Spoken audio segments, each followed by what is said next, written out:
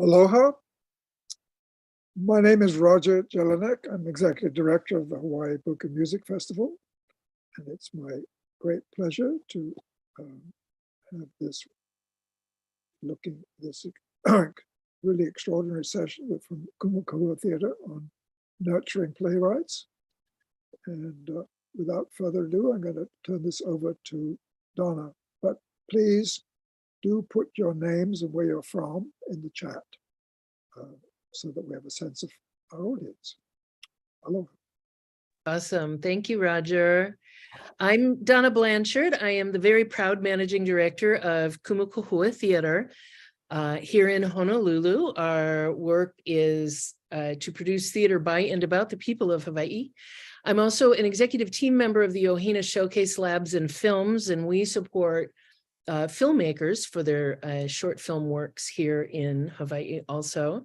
I'm also the president of the Hawaii State Theater Council and a former community advisory board member of Hawaii Public Radio. I am very into community story and the importance of our shared humanity through those stories. I'm also a published writer, voice artist, and award-winning actor and director. But enough about me. I'd really like to talk about our esteemed guests. I have with me my partner at Kumu Kahua Theater, Harry Wong III. He's a graduate of UH Manoa with an MFA in theater direction.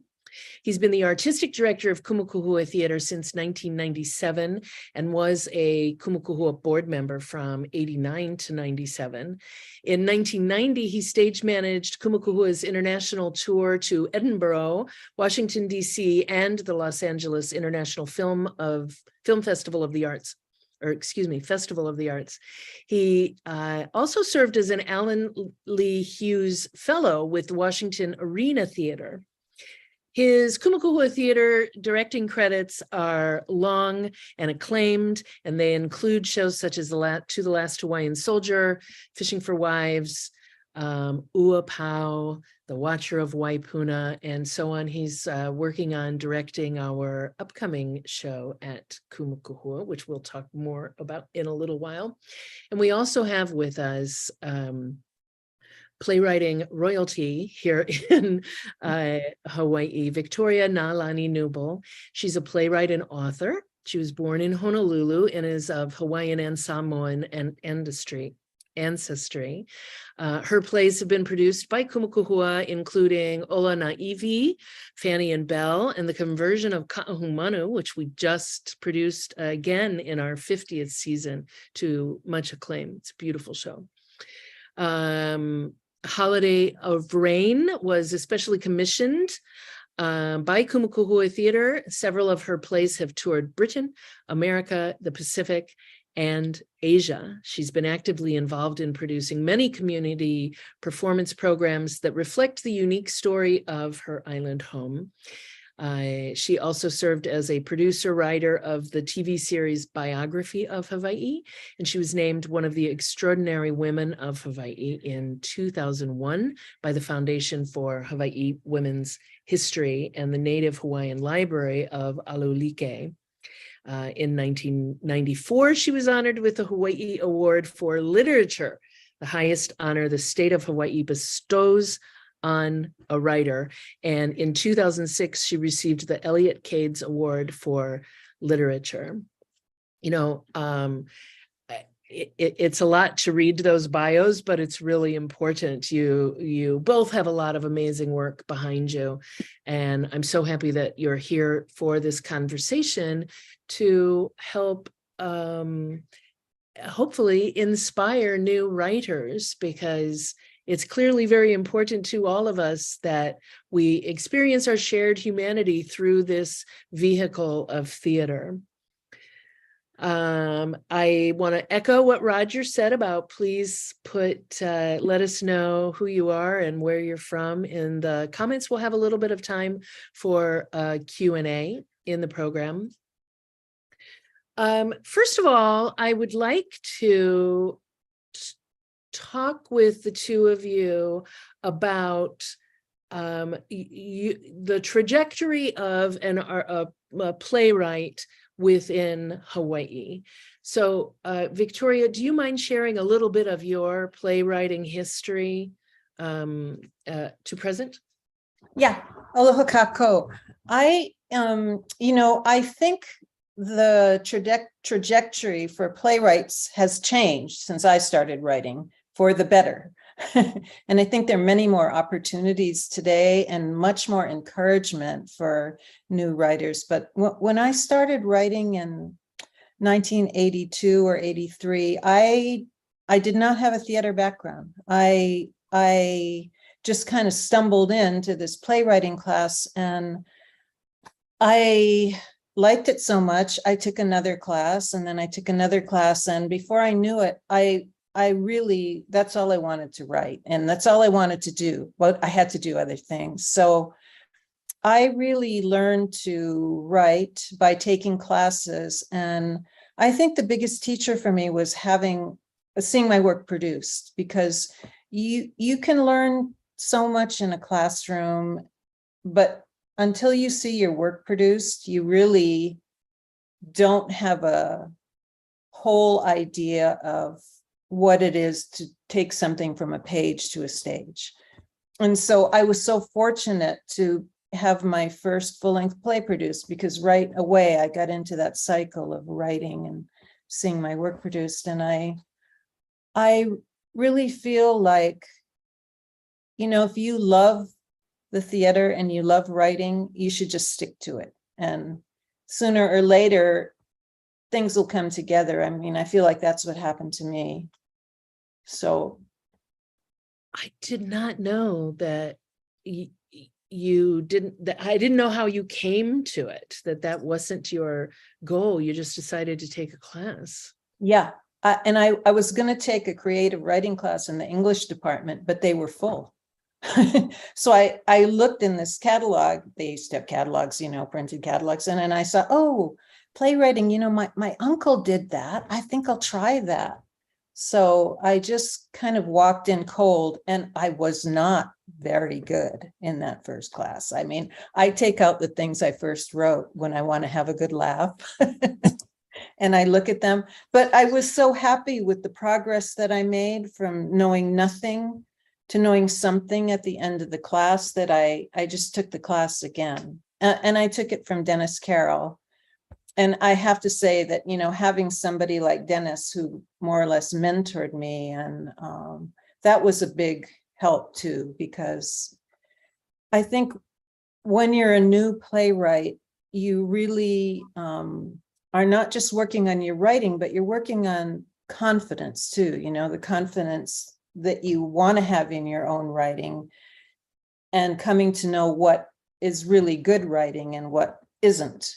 So that takes time to build, and having people mentor you and having people you trust that you can go to for advice, I think really helped me. So those.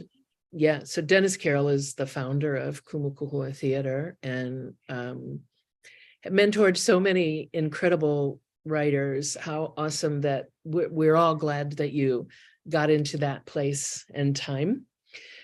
Yeah. And Harry, please feel free to jump in.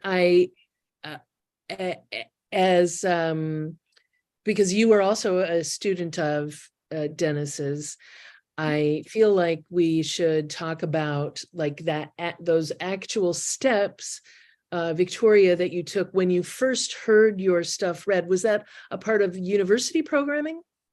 Yes. I mean, the first reading I had was, I think it was in 1984 was my first play that Dennis, I wrote it in Dennis's class, and he said, okay, we're going to read this in public. And I watched, that was really, it's kind of a shock to me always to see the first reading of my work. I always feel a little embarrassed, like I'm looking at my underwear in public, because it's hanging in public.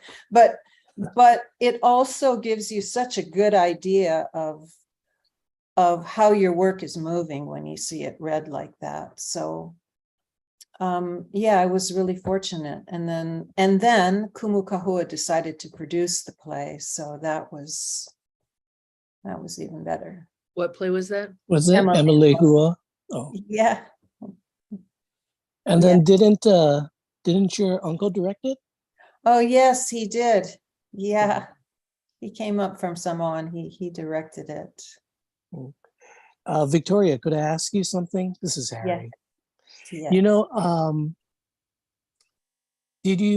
when did you start acting? I started acting because Dennis Carroll forced me onto the stage. And he was doing a play where he needed somebody who could speak Pidgin. And you remember, Harry, in those really early days of Kumu Kahua, where we had plays that were written in Pidgin, we had trouble finding actors that could actually speak Pidgin. And sometimes it was pretty funny what ended up on stage. But, I think that being forced to go on stage also really helped my playwriting too. And I always tell this to my playwriting students, that if you can manage it, you should try and be in a play at least once, if not more, because you need to understand your tools. Actors are in a way your tools, and you need to understand how that process with an actor works. And there's so many things, I think, that can enhance your writing if you're willing to, get up on stage and you're willing to act, especially understanding how subtext functions, not just on the page, but for an actor, and what, how that can really enhance your work if you're aware of that, and how it comes through. Yeah. Yeah, that would be one of the first things I would tell like a very new writer. Is that aside from going to watch plays, which are different from movies and TV, is to get up on stage. Yeah. Or even just run tech or something to see like the process at work. Yeah, I totally agree. That first play, Victoria, I'm very sorry that I'm not familiar with it. Can you talk a little bit about how that related to how that came out of you? Well, when I started writing, I just knew that I wanted to write about who I was and where I came from. And, my uncle had done that, but I wasn't really thinking about him when I decided that that's what I wanted to do.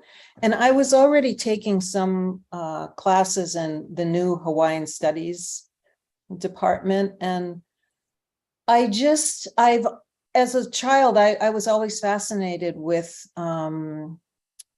Hawaiian things, and where I came from and stories. And so I just wanted to write about that. And I think I was looking at a book on the hula that had a lot of bios about these older kumu hulas, all who have passed away. So I chose to write about that. And it's very hard for me to say why I choose to write about something, because sometimes I think stories choose us, and we become aware of it. We have a slight interest in it. And then there's a story there that we just can't help but wanting to tell. And so I think it works both ways, that I'm still not sure how creativity actually works, and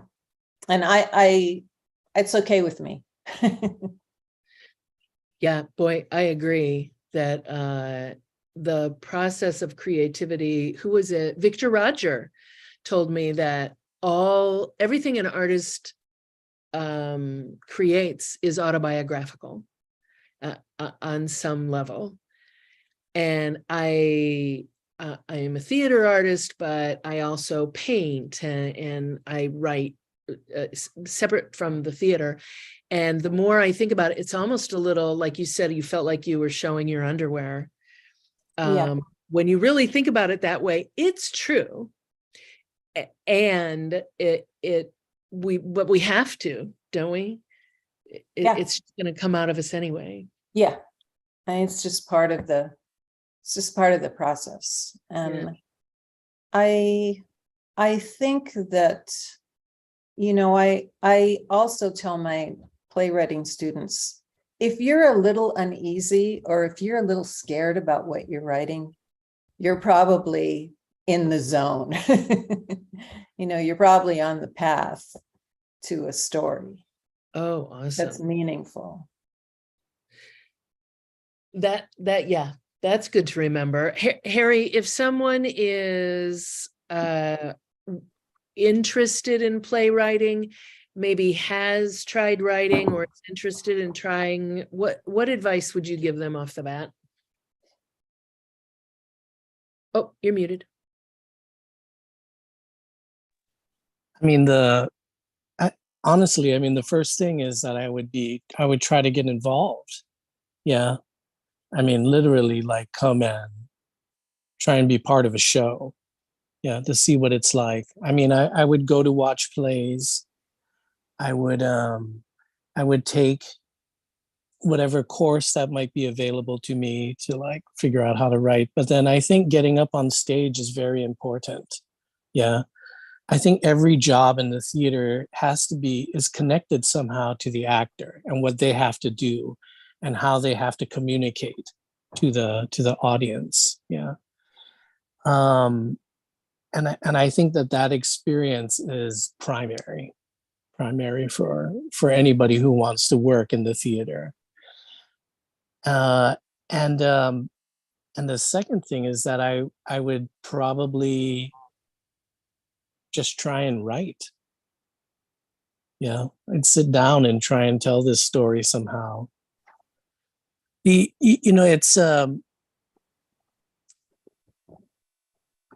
it's interesting. Yeah, what a playwright I think needs to go through, especially somebody who's interested in a community, any community, you know, like that. And then Hawaii is like our community. I want to say that it's unique. Yeah, that you have to have some kind of there needs to be something. I don't want to mess it up, and I don't want to dissuade anybody from trying, because you never know. Yeah. But it's that the story that you want to tell, when you tell it, somehow tells everybody's story in the community. You know what I mean? It's not just something personal to you. It's very deeply personal. Yeah. It's something that might be scary to you, or something that you just want to put out on paper. But that thing, for some reason, it speaks to the people in the community. You know what I mean? It touches something. It resonates with something that a lot of people are experiencing, what a lot of people are feeling. And I feel that kind of work is something I honestly feel that that's something that Victoria does, and I think a lot of the writers that we have do. Yeah. Even though the story is very personal, even though it's something that completely interests them, for some reason it hits a chord with the community. Yeah. And I would say to you, as a new writer, yeah, write something, anything, you know, and then put it out there and see what kind of chords it strikes. Yeah. To see what kind of resonance is. Yeah, because you might be the person that's going to tell the story. Yeah, that's going to influence my daughter, or that's going to influence my mother, or it's going to influence you, or it's going to influence Victoria to say something new, to say something different. Yeah, you just never know. And I think that that's very important. Yeah, that if you feel that, you put it out there. Yeah, I agree. And I cannot tell you how many people come up to me and say, oh, I have this great idea for a play or a story or whatever. And they start telling me, and I'm like a broken record. I just say, write it down, write it down, write it down. Because if you don't write it down, it's only in your head. And once you write something down, you have something to work with, you know, you have a chance to make it exactly what you want. But if you never write it down, you don't have anything. That's a really, thank you both. That's a really good segue into showing our first video. At Kumu Kahua Theater, we have a monthly playwriting contest called Go Try Playwright that we do in partnership with Bamboo Ridge Press. And each month, Harry comes up with a prompt for our playwrights, and it's always a request for a maximum 5-page monologue or 10-page scene. And part of the beauty of this program is the winners get to have their work read by esteemed veteran actors, which you're about to see in the next piece. We also have a weekly play reading hui that Victoria and I are a part of.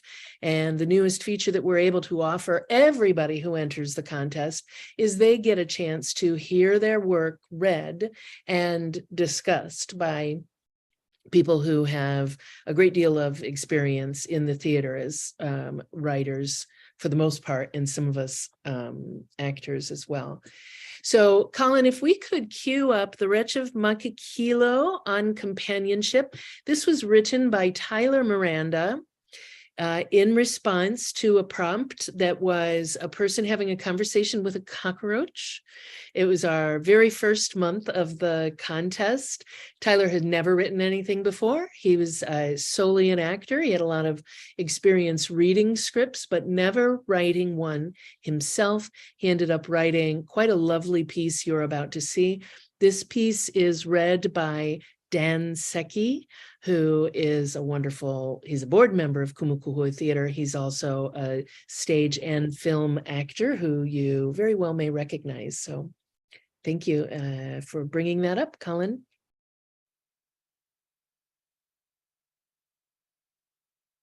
The Wretch of Makakilo on companionship. Internal Wretch's apartment, late night. The wretch hurriedly enters the kitchenette as cockroach maneuvers above the refrigerator, which has a kagami mochi with dai resting on it. Beyond the kitchenette, the living room can be seen through a pass-through between the two rooms. The living room is Spartan, replete with wooden-framed TVs straight out of the 70s, a threadbare 3-seater couch, and a rickety dining set with only one chair. Adorning the dining set is a jadeite bowl filled with lychee. So damn disgusting, you filthy bugger. Where my fly swatter? Hey, who said you could come inside, eh? I might be senior citizen, but it's still my apartment. I'm not dead, you know. You no can have me yet, you damn lousy free-loading cockroach. I know what you're looking for. But the joke on you? Cause even if I stay all the kind geriatric, I still get the cleanest kitchen in the whole complex. So, go already. I never invite you and all your scabby friends. And where all them buggers hiding anyway, eh? I know how you guys operate.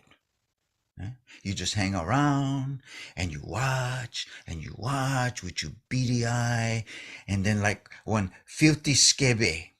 And then when I fall asleep in front of TV, boom, you go pounce on top and scare the shit out of me and give me a heart attack, eh? Then you miserable buggers get what you really like. You lucky you stay up there, above my icebox. Hey, and not touch that tangerine, eh? That's an altar, you know. Show some respect. You lucky my lousy Sandano won't take away my footstool. Otherwise, I fix your ass. Hey, and by the way, You the one when shit on top my counter, eh?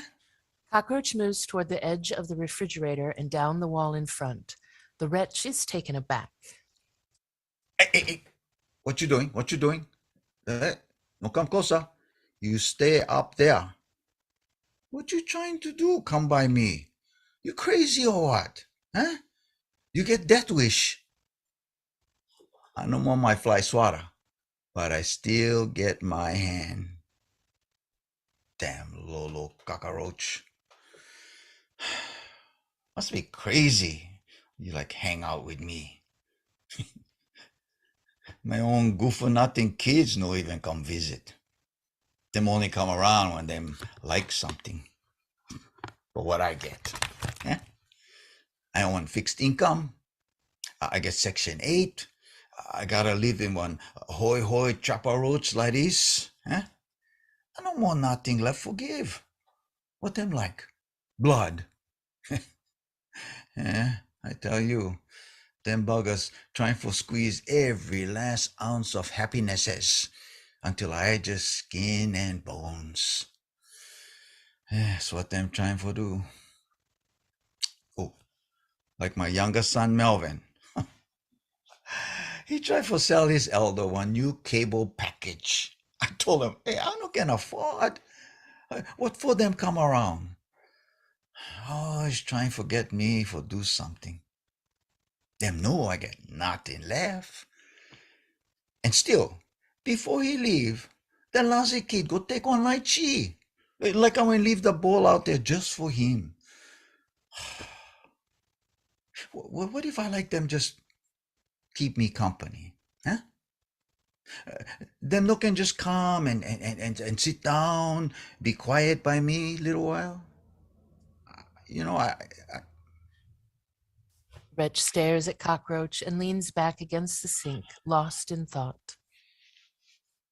yeah. But you just one stupid cockroach. You don't know any better.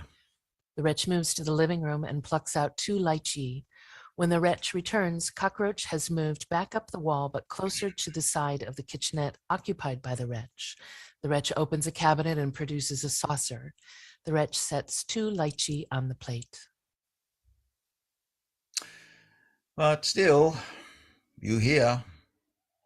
Damn not. Hey, just stay there. No come closer. No fly on top me, okay?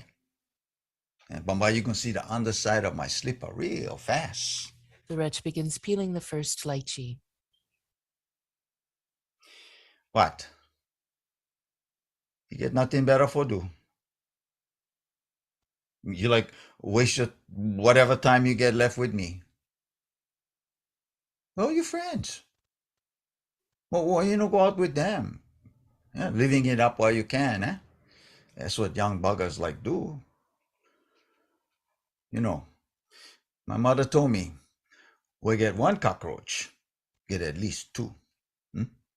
So, we your partner. I know the bugger slinking around here someplace. The wretch sucks on the first peeled lychee, peeking at the cockroach, who has moved closer. The wretch's eyes continue to the refrigerator and stop on the kagami mochi with dai on top. The wretch turns and stares off toward the living room. The wretch slowly eats the lychee.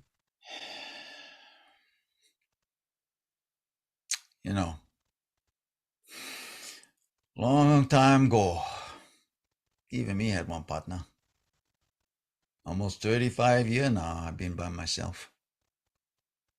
I know the bugger not around no more, but sometime I wake up, oh, disorient, and I swear I can hear him talking, clear and strong, just like when we was young parent. I call out over and over, but nothing come back. So I come angry because I think the bugger trying to make hide and seek with me like when we was kids. But then, all groggy, I go remember the bugger not hiding like your partner. The bugger gone now. Long time. and not going to come back. The wretch moves to the refrigerator. The wretch tiptoes and ineffectually adjusts the kagami mochi with dai. It's clear that the effort was more just to touch the altar.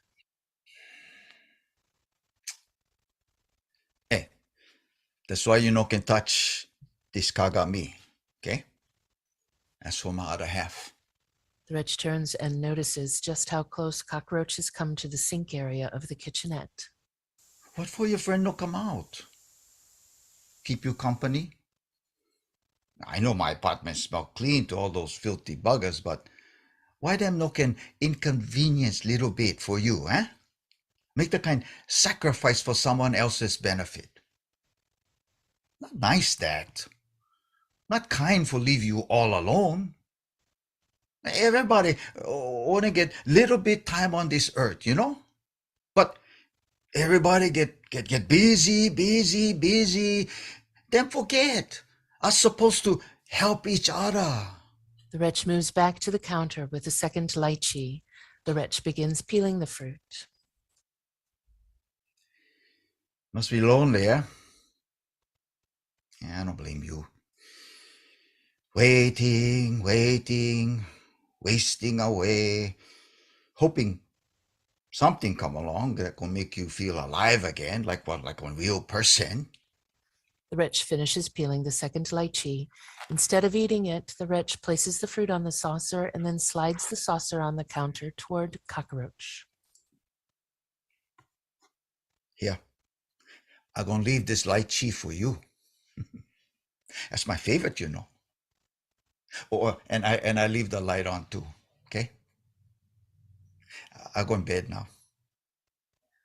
And no worry, I get plenty Clorox handy wipe. If you make the kind of accident on the counter. The wretch collects the lychee peels, throws them away, then exits.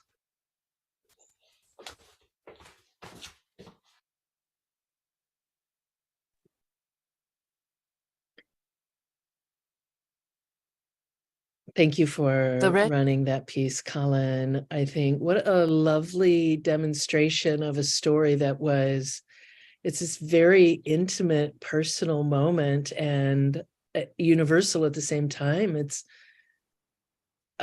someone talking to cockroaches, Could I say something, Donna? Yeah, please. Yeah, so then, just so you know, it wasn't a conversation between a cockroach, and a human. It was a confrontation, between and then not only that. So then, Tyler, he's a Bamboo Ridge writer, so he's written poems and like before, but then this was like one of his first attempts to try and write a monologue, and then eventually I talked to him about it. So then, like, I don't know if this will help segue into anything, but eventually I talked to him about it. And then he wanted the character, the wretch, to be either a man or a woman. Yeah. And then so like in my mind, I told him, like he refers to his partner being gone. Yeah. And then I have never heard my parents refer to each other as partners. Yeah. And then so then I told him, is there another word you could use? And then so then I suggested it to him. Yeah. If there was something else he could say. Yeah. Because then he says bugger and all that kind of stuff, right? If there was a pet name that they would have for each other to make it personal, or if there was something like that. And then he said no. He wanted to try it like this. Yeah. And then I respected that. Yeah. And I let it go. Yeah. But then to me, it always sticks out like a sore thumb. Yeah. For somebody from that generation to say partner. Yeah. If I hear someone from that generation say partner, I assume they're gay. Yeah. Because that was a way of communicating that.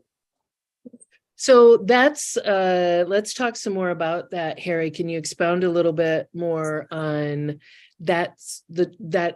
So the the writer writes a piece and gets it to actors to read. That one, I don't, you didn't actually direct that piece, but it was in the hands of such, it was Dan Secchi and Kati Kuroda also read a female version of that. So once a writer has gotten a piece to that point, and we'll backtrack a little bit to actually hear about Victoria's writing process, but can you talk a little bit about that communication and how that works? Because the playwright has the last word, right? Yeah, I don't want to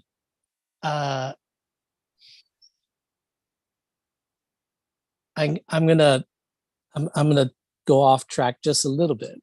Okay. Do you know who George Martin is? No. He produced the Beatles records. He was their record producer. Yeah. So George Martin, he didn't write the music. Yeah. He didn't perform the music. And yet his mark on the Beatles music is indelible. Yeah. That's what a theater director ought to be. Yeah. They don't write the plays. They don't act in the shows. Yeah. But then they work with those artists, yeah, to bring out the best, yeah, in their writing, in their performance. And now that being said, yeah, the truth is, yeah, it depends on who the artists are, right? So then, like, it's obvious, yeah, George Martin composed the strings for Eleanor Rigby, right? And then George Martin played one of the pianos at the end of A Day in the Life, yeah, by the Beatles. There were 3 pianos there, and he struck the chord with John and Paul, yeah, on the other 2 pianos. So then in that instance, he literally wrote something that went with their music. And then in another one, he performed, yeah, in one of their musics. So the truth is, your role, the director is an interpretive artist. Yeah. They're meant to only suggest things that could be possible, or suggest things that are, and they're total supplicant to the actors and to the writer. Yeah. But your role as a creative artist changes depending on who the actors are and who the writers are. If I could say that there was some kind of formula that you could follow, if I could say that there was some kind of dogma that you could obey, for every production, there isn't. Yeah, it depends on your relationship to the writer and the actors, where you are in rehearsal, and at what point is the play in its life, in existence for the stage. Yeah. All of those things need to be taken into account, I think. Has there been, and I just want to say, Roger put a little note in our chat that is, I think, beautifully stated. The more specifically personal a writer can get, the closer they can get to a universal truth. And I absolutely, the closer you could tell me how you bake a cake, but if you do it with all of your honesty and personality, it's going to be a riveting story, and it's going to speak to me. Has there been a play of yours, Victoria, that Harry has been the first director on? Yes, The Holiday of Rain. Okay, so let's talk about how that process worked between the two of you. Well, I'm quite, it's hard for me to remember, but I'm quite sure I came to the first read-through, the first few read-throughs, Harry. Mm-hmm. And, that's what I like to do. It depends who the director is, but I think I like to come to the first few read throughs, and then I usually want to come back when the actors are kind of off book, because that process of getting off book can be extremely painful.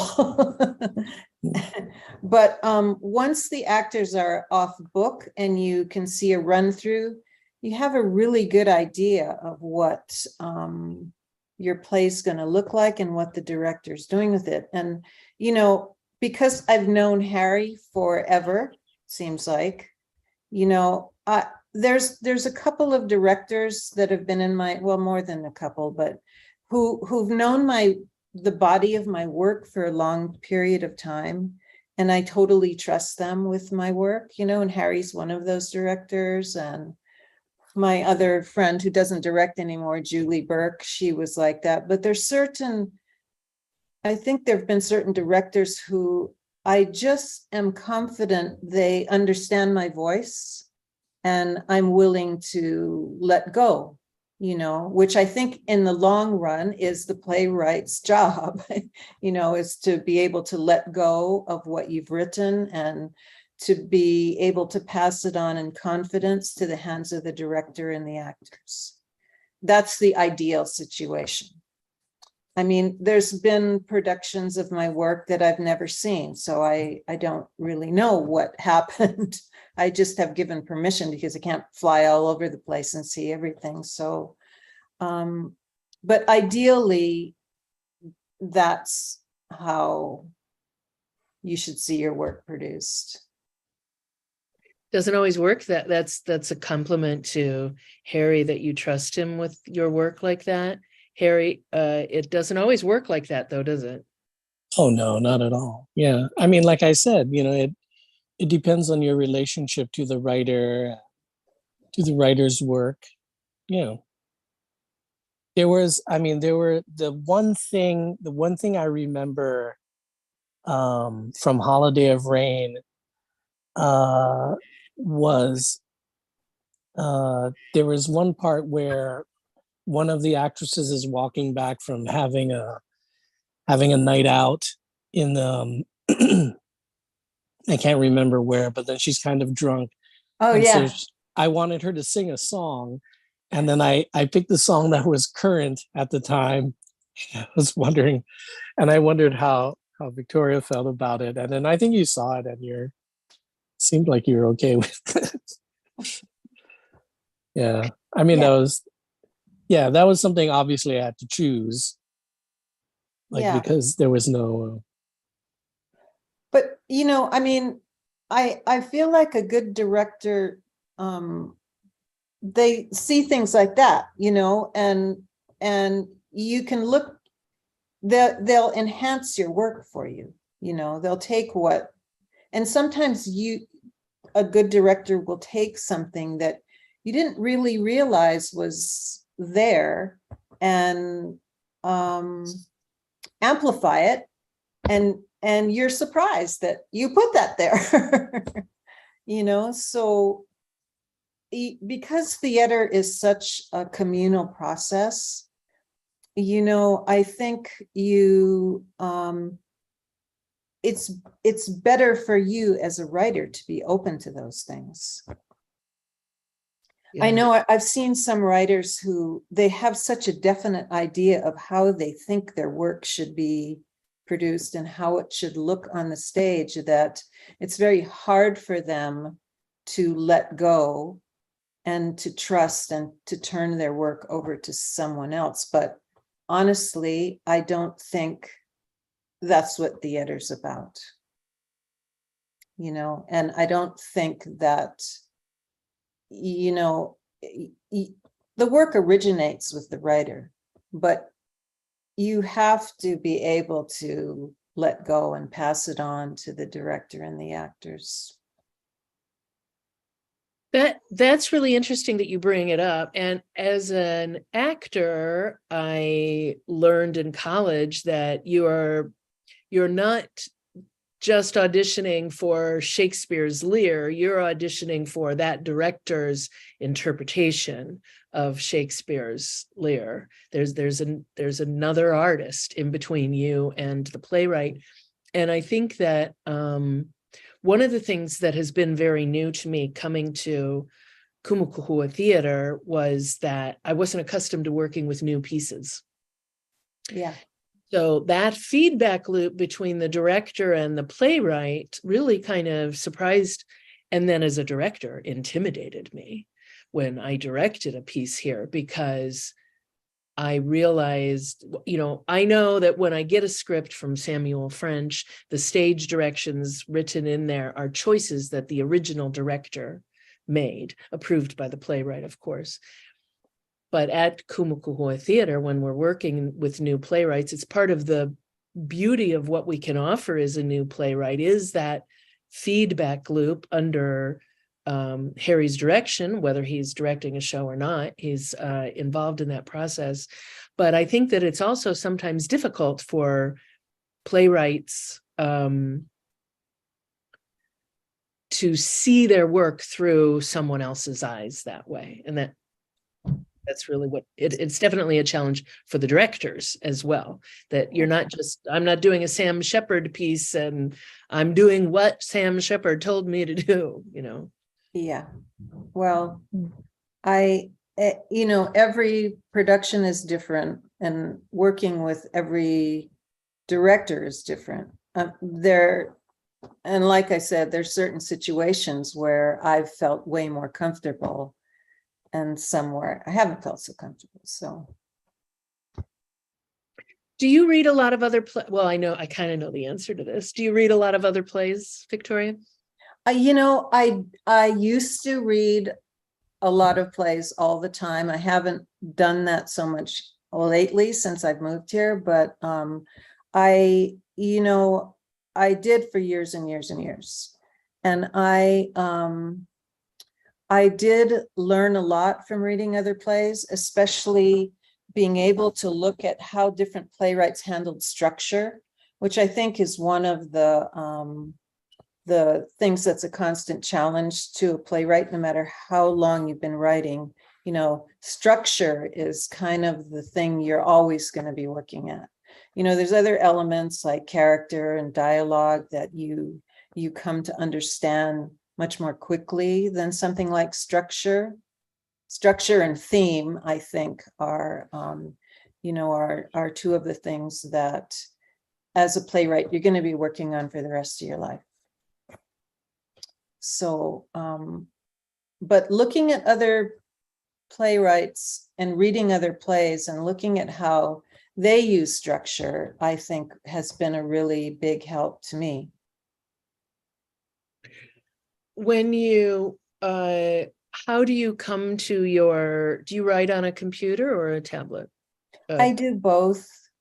I do both. I used to only write on a tablet. Now I'm more used to the computer, so sometimes I write in the computer. And do you sit down to write with a vague idea in mind? How do you come to that process? Well, it's usually when I start something, I have more than a vague idea. I always come to a new project with an eye of a sort of an idea of story and character, and always I have an idea of something that I want to explore. I don't necessarily always know exactly how the story is going to end, although I always tell myself, when I finish the first act, I have to stop and say, okay, now I really have to understand how it's going to end. But yeah, I come with more than a vague idea. And are you disciplined about, I'm going to write every day from this time to this? Oh, no. Because I had to learn to write while I was going to school. I had 2 children. I had outside jobs. I had to learn to write whenever I had a spare moment to sit down and write. So sometimes it was like, well, the dinner was on stove, and sometimes it was in the morning when the kids had gone to school. And so I am pretty undisciplined about having a regular routine. But once I am involved in writing something, I have a hard time not, I have to say, okay, now you have to get up and go do something else. So it's kind of like the story, once you get on the road of the story, it's hard to not just see it through. Yeah. That's how it is for me anyway. At what point in your process do you give your work to someone else to look at? Usually not until I have a whole first draft.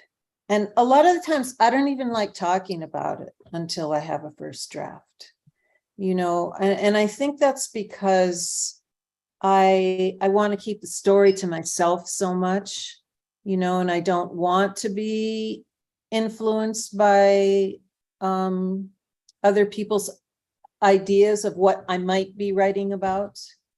And from watching a lot of play readings and seeing the way people sometimes can give feedback to a new playwright, sometimes there is some very good feedback.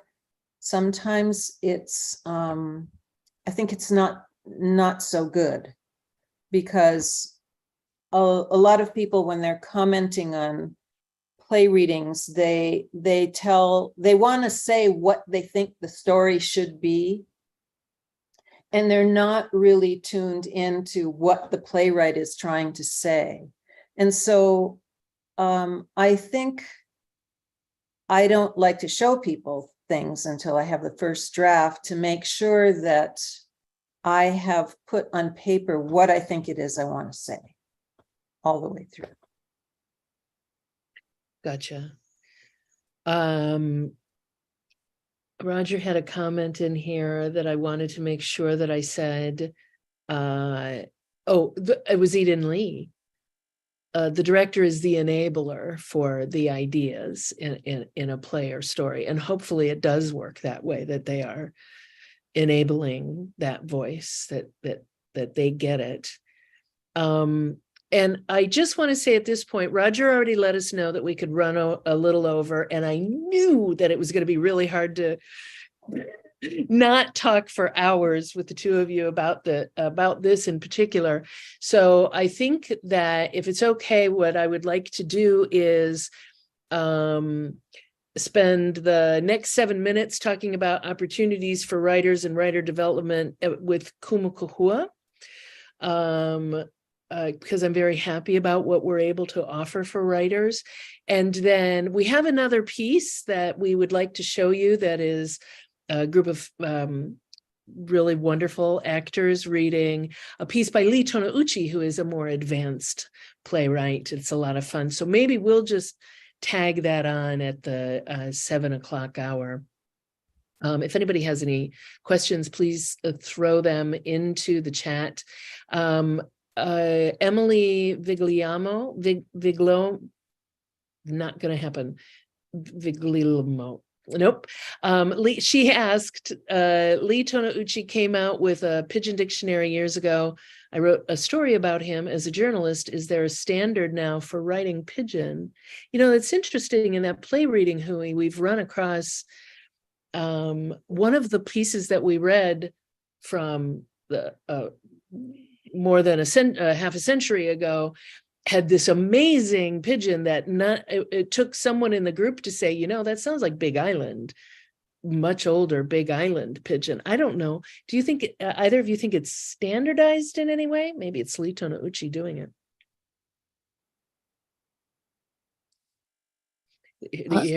Yeah. Oh, there you go. No, I don't think it's standardized. Yeah, you mean if a writer can go to like a dictionary and say, oh, if I'm going to write decline, it has to be spelled out like this? I'm guessing that what Emily's asking about is beyond that, because Lee Tonouchi did produce that dictionary. I think it's more like I'm from the Midwest, and the way I speak is different probably from people 10 years younger or 10 years older than me from the exact same area. So that'll never, as much as that translates to Hawaii, that'll never be standardized. Oh, well, yeah, I mean, I like to think of it as a living language. Yeah. There's a group of teachers, I believe, at the University of Hawaii where they study, Hawaiian Creole English or Pidgin. Yeah. And they always come to watch a Kumu show. And then once they came when I had to understudy a role. And so I went on. And then I had to speak Pidgin for it. And afterwards, like a bunch of them descended upon me, after the show, and they go, where was I from? And then they go, are you from Kalihi? And I go, no, I'm from Liliha. And they go, but below Judge Street, right? And I am just one block below Judge Street. Wow. So then they were able to tell from the way that I spoke Pidgin where I was located on Oahu. Yeah. So then there are people, I think, out there who have dedicated their time and study to Hawaiian Creole English. Well, I've noticed over the years that different playwrights, they write and they spell Pidgin in all these different ways. So I don't think there is any standardized orthography for Pidgin that I know of. And some people write it in a way that it's much easier to read. And some people write it in a way that you have to kind of take a second look at it to figure out how to read it. Not that it's wrong, but it's just written in a different way. The first play that I ever read that was produced by Kumu Kahua Theater was Loisan Yamanaka's Saturday Night at the Pahala Theater, adapted for the stage by John Watt. And it was written so well that I, with my Midwest accent, I could hear it, even though I had never literally heard it. And the music was in the lines, and that's part of Loisan's talent. But I think that I've read stuff that's written in continental Southern dialect, and I always love when a playwright adds that, when they ignore correct grammar and spelling and they write spoken language. Yeah. Harry, you were going to say something? No. And here I thought I spoke fluid Harry Wong, and I knew when you were wanted to pop in with something. Eden Lee has another note for us that we should have just invited Eden Lee and Roger to be part of the conversation. Her favorite story is from a theater teacher won a playwriting contest. The prize was for his play to be presented, but he was not permitted to attend rehearsals. On opening night, he was in tears and went to the director saying, "That wasn't what I meant." Oh. And the director said, "Yes, Paul, but I was struck with what you wrote." That's interesting. And her point was that it's a privilege to have a playwright on hand for the rehearsal process. I remember working on a script of Beth Henley, and we had a question that wasn't answered in the script. And our director picked up the phone and got to her. And she very sweetly, it was in Graceland. I don't know if you're familiar with that script. It's a very, very sweet script. And it mattered to us actors what the answer to the question was. And she was really happy to pick up the phone and answer that question. So let's make sure that we say, before we go to the video, I want to make sure that we say at Kumu Kahua Theater, our website is kumukahua.org. You can find out about, we have a monthly contest in collaboration with Bamboo Ridge Press that we really want for experienced playwrights as well as brand new. And we've had a couple of winners monthly winners who were brand new playwrights. That's a really good place to cut your teeth. And we now offer it. I know that there are scripts that Harry has selected to have continuing conversation with playwrights to work in development on. We now are reading those within our weekly play reading hui, so that those playwrights get an opportunity to not only hear their work read by experienced theater craftsmen, but also be a part of conversation about it, which is also very important. And we have an annual playwriting contest, and there's information about on our website about entering that. And we don't give prompts for that. There's divisions of that for local writers, people writing about Hawaii, and what's the other one? It's plays that are set in the Pacific Rim, Plays Yeah. set in the Pacific Rim. including Asian American plays. And then we have a resident prize where you could write about anything. It can be any length, as long as you're a resident of the state of Hawaii. And we really want to hear your stories. We really do. Emily, before you go, she has to leave. I'm so sorry. I'm sure I butchered your last name. And there's some pidgin that I butchered also in the upcoming little clip that we have of a reading of a Lee Toneuchi script. It is just so darling. Do you remember what your prompt was that month, Harry? It was bringing a Haole person home for Thanksgiving, I believe. Yeah, it was, I can't remember. It's like you're bringing over a first date to Thanksgiving.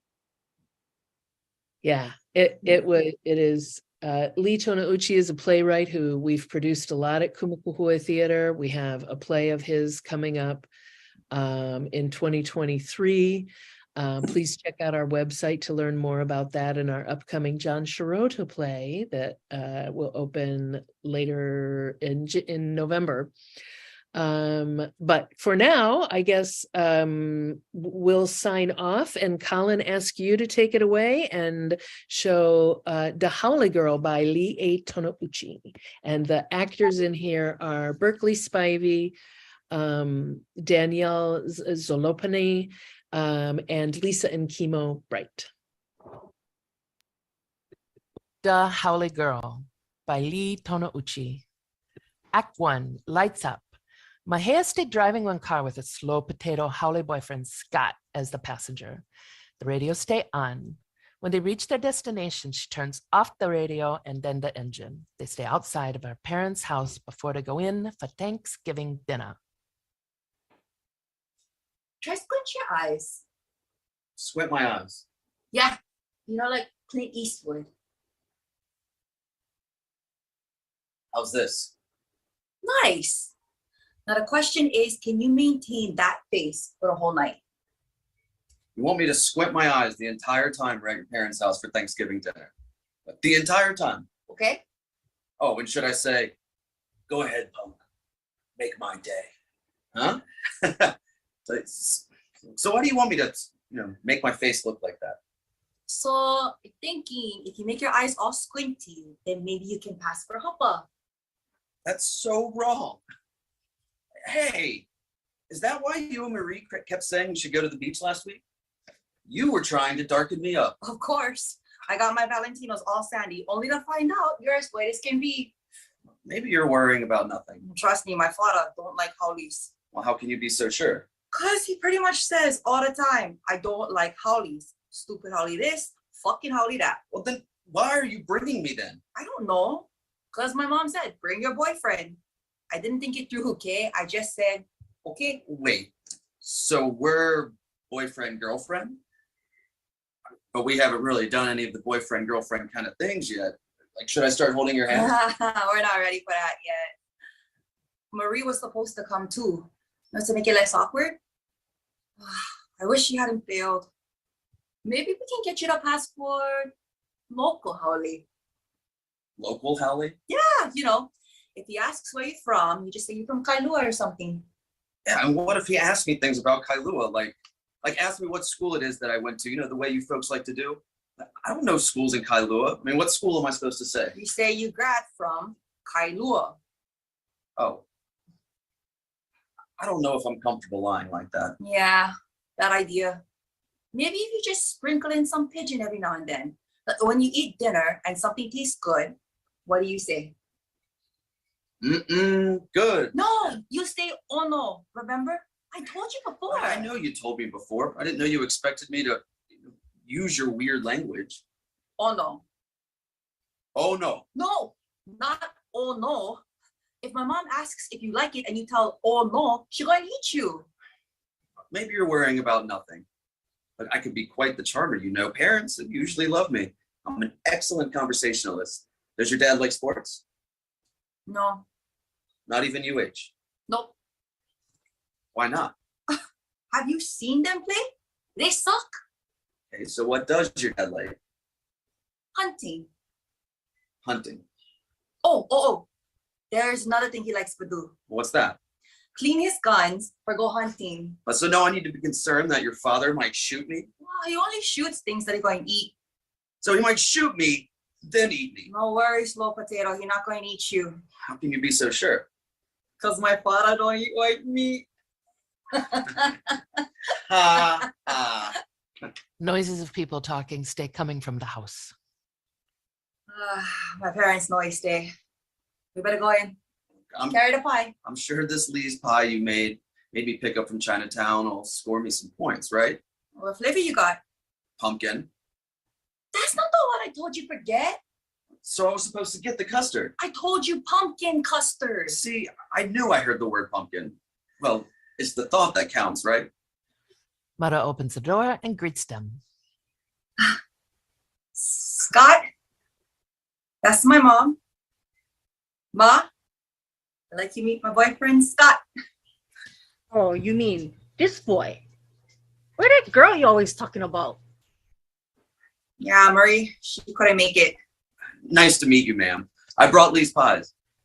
Pumpkin custard. No.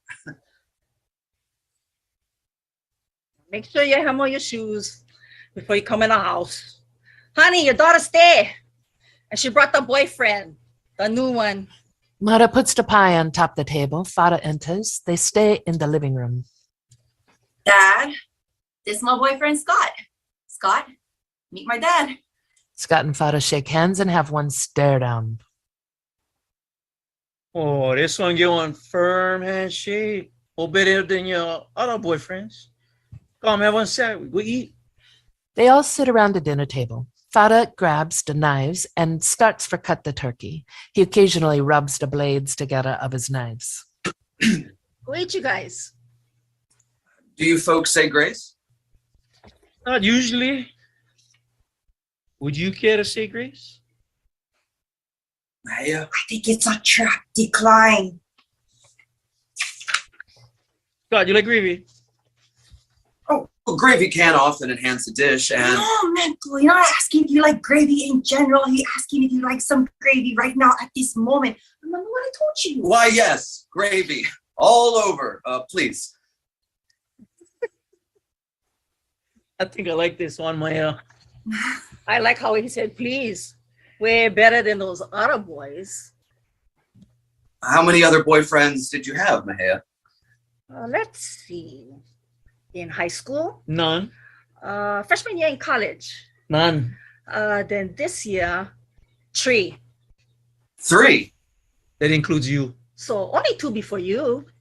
But you know one thing, what the one thing they had all in common was? They all didn't partake when gravy was offered? This one gets a sense of humor. I like this one. There was a Howley. You're not Howley, ask Scott. Honey, don't be like that. I think he's from Kailua. He must be from Kailua. In fact, Kailua, that's almost like being from Wamanalo. So what, Scott? What school you in? I go to UH with Mahia. We met in history class. I told you, yeah, man, that this boy was funny. Don't be shame you, Howley. You gotta take pride in your culture. I like Howleys. You do? Since when? Since this morning. We can finally figure them out. Why all the Howley boyfriends all of a sudden? I'm kind of wondering that myself too. So at first, I thought you was trying to teach your father one lesson, about being racist. I'm not racist. I like some Howley people. You only like the Howleys that got a little bit Hawaiian. Yeah, because that make them Hawaiian. So you think I'm trying to get my Archie Bunker father to turn a new leaf? Originally, but then your father pointed out how he raised such one smart daughter. It's the same trick you used to use when you were small, when you wanted new shoes, but you knew I was gonna get you new shoes. So you asked for the $300 shoes, knowing I'm gonna disapprove. So in the end, you can get the real $50 shoes that you really wanted, and we both happy. You happy you got your shoes, and I happy I saved $250. So I would figure you're using all these Howley boyfriends so that I don't get upset when you finally bring home what your heart truly desires. I get it now. Wait, so you've been using me to get a new pair of shoes? Where you found this on my hair? I said we met in history class, remember? Do you have something to tell us, Mahia? Yeah. Scott's not really my boyfriend. Oh, wait, I'm not? It all ends so quickly. You want to tell us about Marie? Wait, so am I really Marie's boyfriend? Scott, don't talk for now, please. Marie is my girlfriend. And I know Dad wouldn't approve, so I figured the only thing he hated worse than lesbians was Howleys. So I figured if I brought home enough bad Howley boyfriends, then Dad could deal with it if I brought home Marie. You would think, at least she's not a Howley, right? I heard that you think I was so prejudiced like that. If you like Mary, you freaking die. That's totally up to you. At least you don't need to worry about getting a girl for put on protection. Daddy! It's true. So when you going to have Marie come over?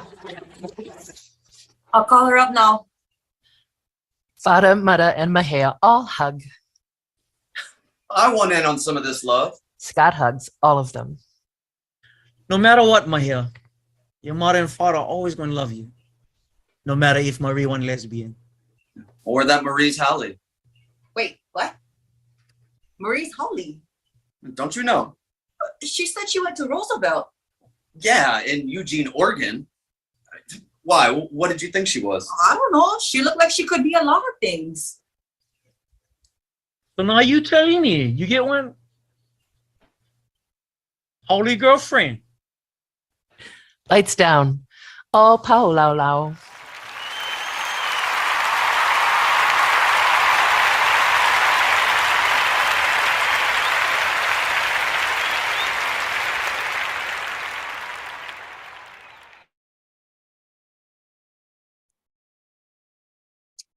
Well, that was very entertaining. We'll be featuring Lee Tanucci in a few days with an anthology of Okinawan stories with Okinawan readers. So it's something to look forward to. Donna, thank you, and Harriet, thank you, and Vicky, thank you so much. It was really illuminating. And I wish you the best of luck in getting a lot of new playwrights. Thank you. Thank you so much for having us. We're so happy to be a part of this. I have one final pitch, which is we very much hope to be in person next year. And we're also hoping to feature much more drama and performance. It takes a lot of funding to put on an in-person festival. So we have a fundraiser, January the 26th, and please put it in your calendar, and I'll be reminding everyone constantly for the rest of this month. Thank you again. Aloha. Thank you. Thank you, Colin, too. Nice to see everyone.